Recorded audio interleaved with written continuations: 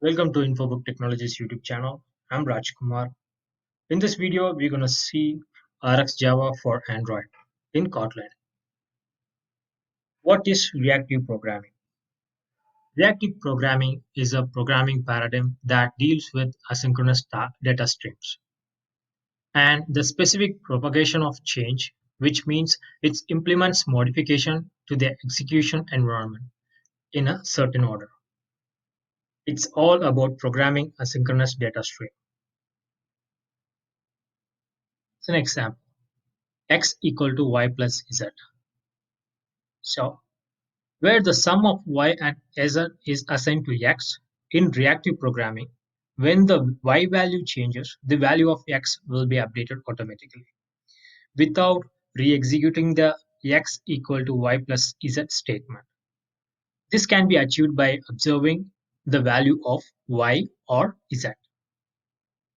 So here is the example for asynchronous data stream. Push notification, keyboard input, reading a file, database access. Few more examples. GPS updates. So a person starts from one geo point and moves to another geo point and goes on. Next is server response. Request from the user or a client to the server, and the server responds to the user. Why do I need RxJava?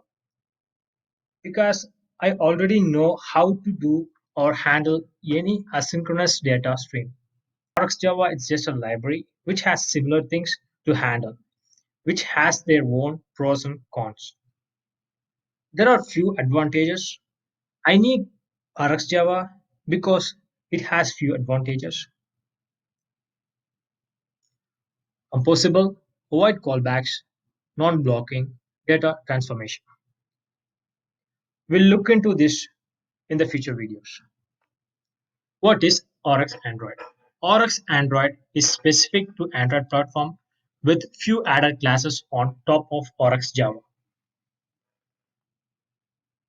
RX Java basics. These are the key components everyone should aware of it. Observable, observer, operator. Where observable are the source for the data.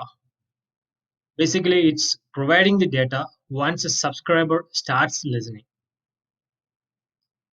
Observer. Observer is the counterpart of observable. It receives the data emitted by observable. Then operator. Operator modifies the data emitted by observable before an observer receives them. So observer, it's an interface that listens to observable. Observer provides the below interface methods to know the state of observable.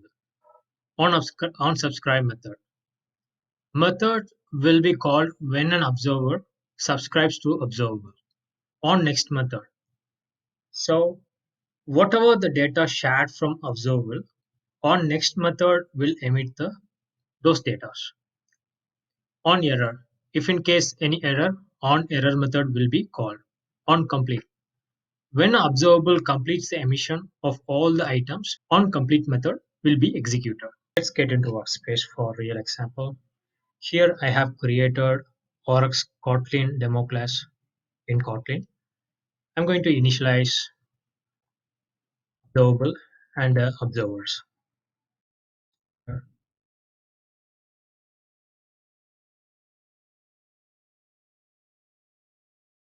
Observer, observable.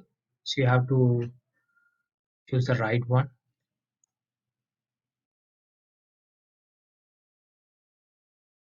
Test is an operator. Here I'm going to pass animal's name. I'm going to create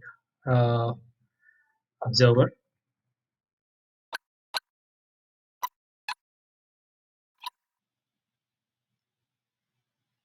So on complete, on subscribe, on next, on error. These are the override methods. It's available in the observer interface. So if you see in the on next method here, the whatever the data shared from observable, it will emit here. So I'm going to print those values. And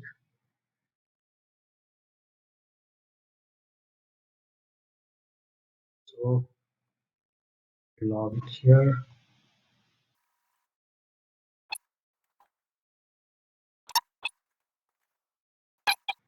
And I'm going to subscribe it.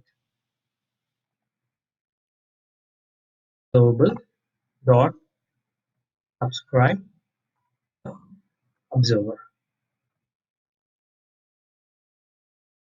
Let's run the program.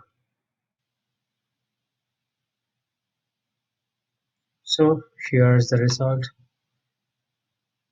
So if you see on subscribe invoke the first, after that goat, dog, cow. It's iterate one by one on the on next method, and on complete invoke once when there is no item to emit, on complete method will be invoke.